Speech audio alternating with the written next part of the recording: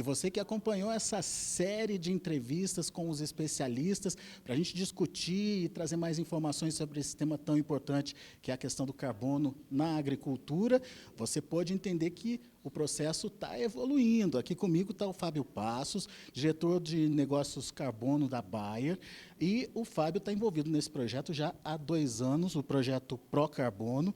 E o que você achou, Fábio, de tudo que você viu, de tudo que você ouviu? Enfim, estamos no caminho aí para, de fato, ter eficiência na pegada de carbono e entender como fazer um estoque de carbono para a agricultura? Esse é um passo muito importante, né? Acho que trazer ciência e transparência através de vários porta-vozes, né? Acho que a gente começou um grupo lá atrás de especialistas, né? Mais de 32 pesquisadores, 10 institutos de pesquisa, e agora a gente começa a ver qual que é o impacto que isso está tendo. Então, a gente trazer os primeiros resultados é extremamente importante. Acho que mostra que a direção está certa, a gente está arrumando esse mercado de carbono e, obviamente, a gente traz tanto da parte de carbono em solo, mensuração de sequestro, como mensuração de pegada. A gente já começa a ver os primeiros resultados que nos apontam de novo para essa direção. Claro que a gente sabe do desafio que é essa construção, mas a gente entende que esse é um marco importante, né? E não um marco só para a gente, mas que a gente pode compartilhar, trazer os consultores, trazer os agricultores, trazer a equipe de extensão. Então isso para a gente mostra que a gente, com a cocriação e trazendo a base científica, a gente tem um futuro muito promissor no mercado de carbono. Antes da gente falar um pouquinho dos resultados, enfim, do que a gente viu até agora, eu queria que você contasse um pouquinho do projeto em si, né? Como é que começou e como é que vem se desenvolvendo esse projeto. A gente iniciou todo o processo olhando a base de ciência, né? Então a gente primeiro construiu um time de experts de carbono para que a gente pegasse as principais referências do país e trouxesse para o mesmo propósito, para trabalhar juntos e construir uma metodologia e modelagem única. Então, baseado nisso, a gente testou 3 metodologias e aí parte disso é o que a gente começou a apresentar para eles, mas olhando para a ciência, a gente falou, legal, agora que a ciência está indo, vamos olhar para o agricultor também, vamos olhar dentro da lavoura, dentro do manejo. E aí a gente trouxe para mais de 2.000 agricultores na América Latina o conceito de, olha, vamos trabalhar produtividade e sustentabilidade dentro da tua propriedade. Né? Não vou ficar escolhendo qual dos dois lados. Então, trazer isso para dentro dos agricultores, a gente possibilitou que a gente tivesse de norte a sul, nos 16 estados agrícolas brasileiros, a participação no projeto. Então, foi importante que a gente, além, né, da pesquisa, enquanto a pesquisa move, a gente já está olhando no campo o que é viável e o que não é viável, o que é escalável e o que não é escalável, e como que esse produtor já vai enxergar as barreiras de adoção, se funciona, se não funciona. Então, a gente sabe que as realidades são diferentes, então ter testado também com produtores foi super importante e já começar a mostrar para o produtor o benefício do carbono além do carbono. Então, além dos parceiros de extensão que ajudam no manejo, os parceiros de pesquisa, a gente também está trazendo os parceiros do que a gente chama que são alianças. Então, é benefício para o produtor, agora, obviamente, entendendo que no longo prazo a gente acessa o mercado, mas agora já vale a pena produzir mais, com mais sustentabilidade e recebendo benefício. Eu acho que esse foi o grande viés aí do programa, né? Porque no início todo mundo se preocupava muito com o mercado de carbono e como participar desse mercado. Mas como participar disso se não tem como mensurar, se não tem como entender como é que funciona? Enfim, o convencimento parte da necessidade do produtor de produzir mais e melhor. É isso, né? E esse é um ponto muito importante, né? Se a gente fazer um retrocesso, por exemplo, a plantio direto, a gente entende que o plantio direto é uma realidade de adoção absoluta no Brasil e você não teve um mercado de adoção de plantio direto. O plantio direto virou uma adoção porque o agricultor entendeu o valor da longevidade da propriedade, do manejo mais adequado. Assim como o carbono, quando a gente fala, ele ajuda a gente a trazer a questão, né, de, poxa, deixa eu trazer a rastreabilidade, deixa eu falar sobre desmatamento, deixa eu provar a qualidade desse manejo sustentável que está sendo feito. Mas, obviamente, a gente vai muito além desse carbono. A gente começa por ele, mas a gente começa a ver, olha, poxa, então eu vou falar de rastreabilidade, eu vou entender da pegada desse produto. Isso aqui vai conectar com a indústria de alimentos. Então, fazer essa conexão ela é importante, ainda que a gente não fale sobre o crédito agora, porque eu acho que talvez é isso. Acho que se a gente olhar, poxa, vai valer a pena investir para ter este crédito? Não é essa a pergunta. A pergunta é, vou investir agora para ser sustentável, produzir mais, ter benefício e lá na frente a gente vai acessar o crédito. Então, assim, é seguir com 2 jornadas em paralelo. A ciência move com transparência, que é o que a gente fez aqui, e ao mesmo tempo o agricultor continua no dia a dia dele entendendo. Vai funcionar esse manejo? Não funciona? Como que eu adapto? porque essa que é a complexidade, né? Num país dessas proporções que a gente tem, como a gente implementa todas essas práticas, assegurando que a gente tenha rastreabilidade, sistemas para computar isso, como que eu dou lastro lá para frente e o agricultor, ao mesmo tempo, enxergando o valor para ele do carbono além do carbono. Um pouquinho das coisas que a gente viu durante todas essas participações dos especialistas. O solo é fundamental nesse processo, Fábio? Fundamental. Acho que esse é o grande ativo do produtor, né? Acho que sempre foi e cada vez mais a gente consegue ver que a gente tem dados e estudo para comprovar, né? A gente fala, por exemplo, muito sobre palhada no passado pelo sistema plantio direto. E agora a gente fala muito mais sobre plantas, né? Então acho que talvez esse é um tema novo e duas parcerias que a gente traz, que é Raíx e Barenbrug, elas falam sobre isso. Porque eu não tenho nem disponibilidade ainda para o mercado. Então a gente precisa, ao mesmo tempo que a gente vai criando o conceito, a consciência, como a gente traz dado para até expandir esse mercado para essas empresas de plantas de cobertura, né? Não vou colocar uma espécie só, preciso colocar um mix. Então eu acho que tudo que a gente vai falando, ele se conecta e ajuda o produtor a começar a entender, poxa, legal, eu faço as práticas de maneira geral, mas eu faço otimizado, eu faço o máximo que eu posso fazer do plantio direto. Então acho que também é um pouco dessa provocação. A gente sabe que as práticas direcionalmente todo mundo está fazendo. Mas a pergunta é qual a qualidade dessas práticas e como que a gente pode aperfeiçoar. E aí por isso que a gente vem com a terceira onda, que é como que eu avalio isso via satélite, te dou um feedback da tua cobertura. Então acho que é sobre isso, né? A gente começa numa linha e tudo vai se conectando para ajudar, obviamente, o produtor a entender aonde ele está, mas ele pegar todo esse conhecimento aqui e falar, olha, poxa, agora entendi porque eu tenho que fazer esse choque de gestão e mudar esse manejo. E também um outro ponto bastante interessante é que as mensurações elas já são possíveis e eficientes dentro de um processo mais barato e de resultados mais rápidos, né?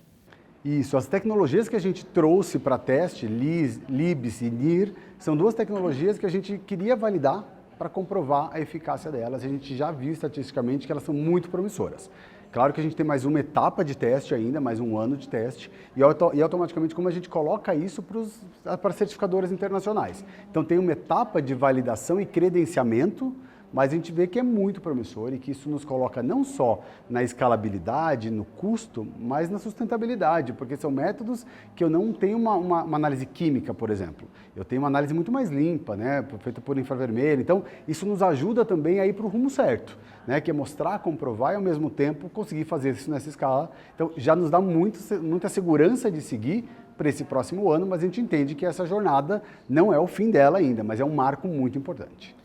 Outra coisa muito legal de aprender aqui é que, apesar de você ter o solo como grande fonte de estoque do carbono, para que esse carbono seja fixado, depende da planta que está em cima dele, né? É isso, porque é tudo sobre o sistema, né? Não é só sobre solo, porque a gente já acostumou muito, né, com a agricultura de pensar na safra, no ano, e quando eu falo de incorporação de matéria orgânica, de planta de cobertura, eu tenho que falar um pouco mais amplo. Qual que é o meu planejamento dos próximos 3 a 5 anos? Como que essas rotações vão acontecer? Como que eu vou rotacionando as culturas dentro daqueles talhões? Então, acho que talvez esse raciocínio talvez é um pouco do mais complexo para a gente como agricultura, porque isso muda a maneira com que a própria indústria comercializa produto, né? Eu faço um lado a lado de produto e já tenho resultado no outro ano.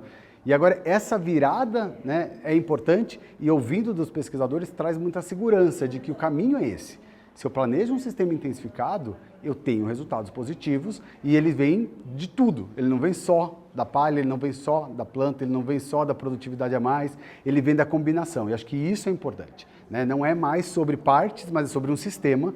E aí, automaticamente, a gente entende de novo a complexidade, porque cada região é um sistema. Então, quem vai conhecer são esses parceiros de extensão. Então, trazer as consultorias para cá é extremamente importante, porque não adianta, como que eu transfiro esse conhecimento daqui para chegar dentro da lavoura? Eu preciso da extensão, dos consultores que estão lá no dia a dia e conhecem as realidades locais. Então, essa também é outro ponto importante. Não adianta também só a academia trazer o conteúdo e como que a gente chega. Pois é, e além disso, explicar para quem está acompanhando o projeto quais são os fatores, principalmente de emissão de gás na hora da sua produção, na hora do seu transporte, na hora da sua transformação de produto. E mostrar para ele que tem forma de mitigar essas emissões, né? Tem alternativas ali de produção. Isso pode transformar a agricultura, não? E essa é outra grande saída aqui do nosso evento, né? A gente começou olhando muito para carbono em solo, para o sequestro, e aí ele está muito conectado, né? Como que eu fixo esse carbono e não deixo que ele se desprenda, e aí é palhada, planta de cobertura, tudo que está trazendo para as camadas inferiores do solo, mas ao mesmo tempo a gente olha também sobre o balanço das emissões, porque eu também estou falando de como que eu trabalho para uma indústria de alimento receber uma soja de baixo carbono para automaticamente fazer produtos de baixo carbono e assim eu chego lá na frente, né? Sabendo que nós somos indústria base para a grande maioria dos produtos, né? Pensando em indústria de alimento, bebida, automóveis, porque eu tenho o banco de couro do carro, enfim. Então, o agro é muito base. Então, ter este balanço e assegurar que a matéria-prima das indústrias ela saia com baixa pegada de carbono é um grande resultado. A gente fez com os agricultores do Procarbono esse primeiro levantamento dos inventários, a gente agora intensifica isso, mas o primeiro resultado nos traz a 66% menos a pegada de carbono de um produtor de Procarbono do que a média Brasil, e 76% menos que a média mundial. Então isso nos traz, primeiro, o conforto de que estamos no caminho certo, e agora, poxa, como que eu remunero, como que eu monetizo, como que eu conecto essa produção de baixo carbono com uma indústria de alimento? Então, é sobre o ciclo mesmo, né? Como que eu conecto esse valor que a gente já está gerando, claro que eu quero mitigar ainda mais, né, até chegar a carbono neutro, mas por si só, 66% menos já é um grande resultado e acho que trazer isso, quantificar isso, já nos enche de orgulho de participar de uma iniciativa como essa e com produtores como esses que estão com a gente. De tudo que a gente pôde ouvir dos especialistas até agora, o que você considera um grande avanço e o que você ainda considera um gargalo que a gente precisa evoluir mais rápido?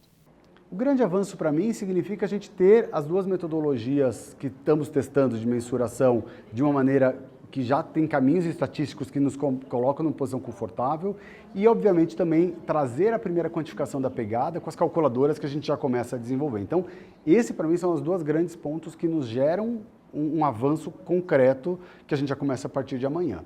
E quando a gente fala do desafio, o desafio significa agora a gente ainda tem mais perguntas que respostas. Então, a pergunta é como que a gente ainda articula isto para um órgão internacional. Então, tem uma etapa de publicação desses arquivos. Então, o que a gente fez aqui agora é, poxa, está concluído? Eu tenho que publicar esse arquivo para depois ser submetido para uma certificadora. Então, acho que tem umas etapas ainda a serem vencidas, técnicas que precisam acontecer. E, ao mesmo tempo, acho que o maior desafio não existe a receita do bolo. Então, existe o conceito, existe o direcionamento, e como a gente agora aplica isso no dia a dia? Então, agora nosso papel é com o próximo elo, que são as consultorias. Como que eles estão pegando tudo isso para virar do conceito à prática do agricultor no campo? Então, acho que talvez esse, para mim, é o desafio, mas, de novo, é o nosso desafio do dia a dia também, né? Que é influenciar o agricultor para fazer esse manejo mais intensificado e olhando para o sistema e não mais para a cultura.